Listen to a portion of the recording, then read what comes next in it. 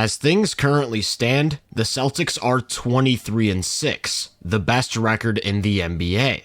But if you just look at the 18 games that Porzingis has played in, they're 16-2, and I think that number really speaks to how ridiculously good they are at full strength.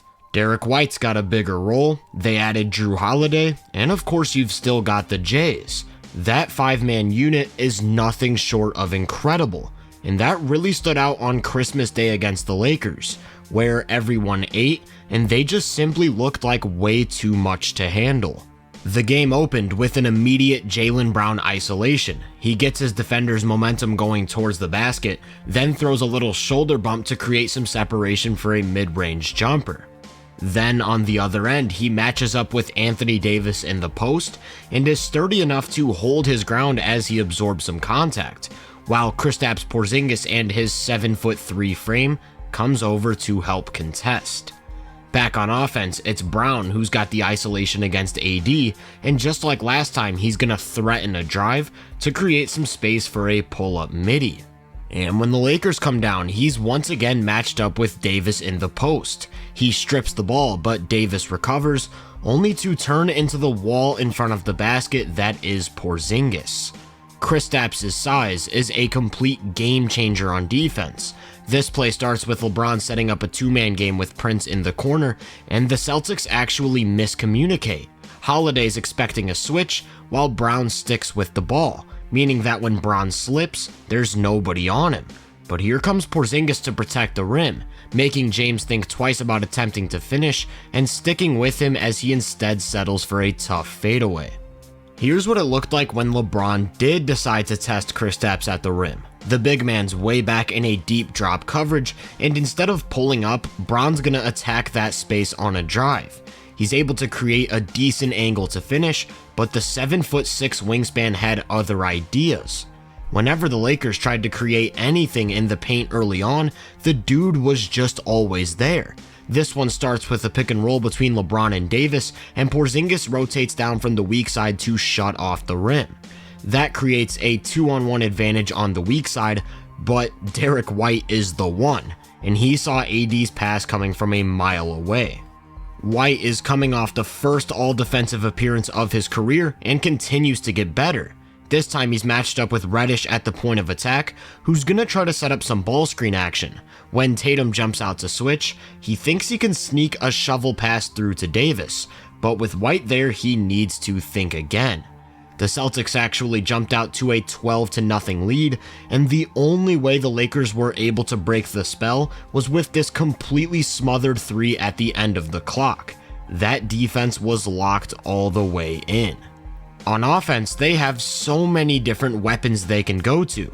Of course, the primary creator is Jason Tatum, and he can be used in a multitude of ways.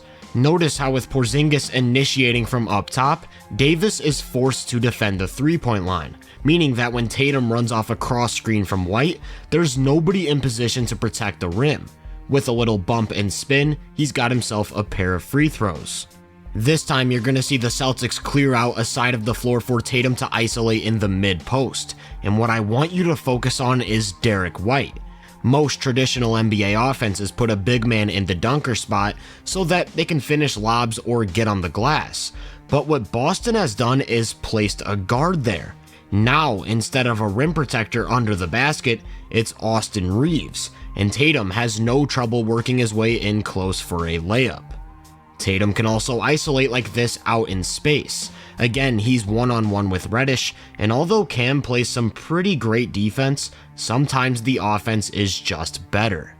Tatum is far from the only isolation weapon in this offense though. Porzingis is incredibly effective in the low post, especially punishing mismatches. Prince plays this well, but the size gives him unlimited access over the top. This next one starts with Kristaps setting a ball screen for White, and the Lakers switch, leaving Austin Reeves on the big man. To avoid that mismatch, LeBron's gonna come over from the weak side to switch again, while Reeves attempts to recover to Drew Holiday on the perimeter. But Drew's also a great ball handler, so he attacks the closeout, up fakes to get him off his feet, and finishes through contact for a chance at three.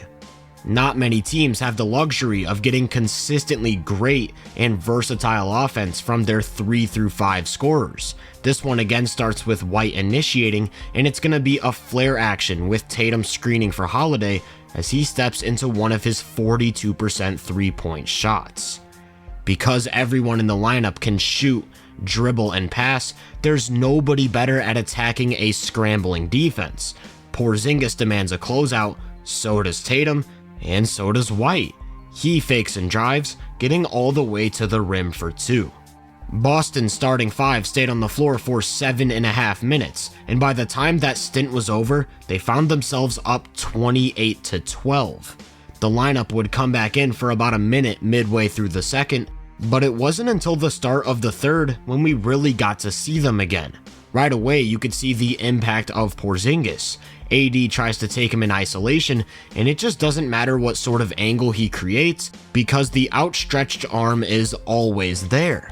I think a play like this can really highlight the value of a rim protector like Kristaps. LeBron posts up Drew on an open side of the floor, and with Davis up top, Porzingis isn't in position to rotate down. James turns towards the middle with no resistance whatsoever. Now here's what it looks like when Kristaps is instead matched up with the dunker spot. LeBron again turns middle, but right into the big man's body, which results in a turnover. And then on the other end, he continued to punish LA's wing defenders in the low post, sealing off Reddish for an easy entry and awkwardly finishing through contact for 2 plus the foul. At 7'3", KP's versatility on offense gives the Celtics endless possibility. For one, he can run the floor and get above the rim, but he's also developed into a good enough passer to initiate half-court offense from up top. They love going to this action where Tatum sets a back screen for White, and that's because if the defense does a good job of taking away that initial cut, then the middle of the floor has been cleared for Tatum to isolate, here getting his defender to bite with an up fake and earning a couple free throws. Later on, they went back to this exact same action on the other side of the floor, but this time the Lakers didn't take away White's cut, and Porzingis hit him in stride for some real easy offense at the rim. So 2 minutes go by, and they set up again, except now 2 things have flipped. For one, it's back on the right side, and secondly, now White is the one setting a back screen for Tatum. LA switches to not give up the cut, but that leaves Tatum one-on-one against Reeves. In other words, the possession ends with another layup. In addition to everything I've talked about, Kristaps can also be used as a screener. Remember, I mentioned he can get above the rim, and that size means he's always a threat to score down low. So when he rolls, Davis is more focused on not letting him get the ball than picking up on White, leaving him with enough room to sneak in close for 2. Derek White actually initiates a lot of Boston's offense. Here you're going to see him come off a ball screen from Tatum, and when Reeves goes under, that's his cue to pull back and fire an off the dribble 3. Here it is again, except this time instead of using the screen, he's going to reject it and attack downhill, where he pulls multiple defenders to the paint before kicking it out to who else but Kristaps Porzingis.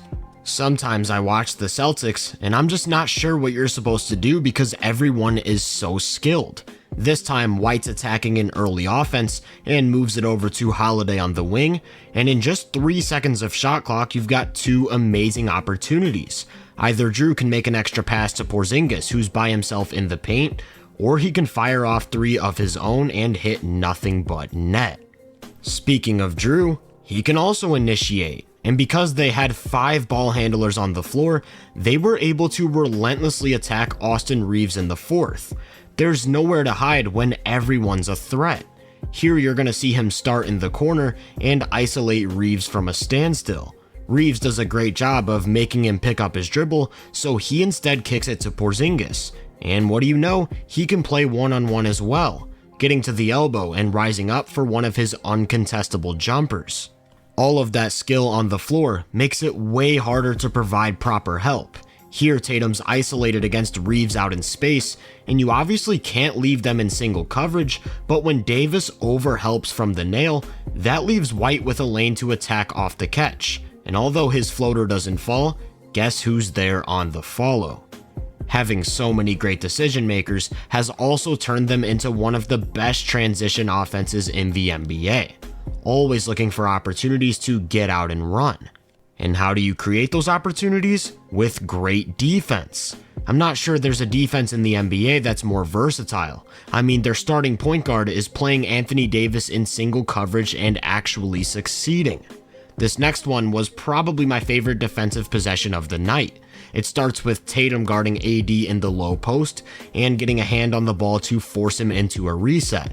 Then when he tries to attack again, Holiday's gonna come over and double, leaving LeBron wide open on a cut, which draws Porzingis to the rim for a vertical block before altering AD's attempt at a second chance. The approach on both ends is just so well-rounded. All 5 of these guys scored at least 18 points in this game, led by Porzingis at 28 and Tatum at 25. The 5-man unit played more than half the game together, and although they shot just 33% from 3, recorded a scorching 144 offensive rating. Over the entire season, they've played just under 300 minutes and have been more than elite on both ends, outscoring their opponents by nearly 20 points every 100 possessions. They've got it all: playmaking, shooting, versatility, and as we move closer and closer to the playoffs, I'm not sure there's a 5-man unit that you can confidently stack up against them. If you enjoyed this breakdown, make sure to drop a like, subscribe, and turn my post notifications on to be first on more content.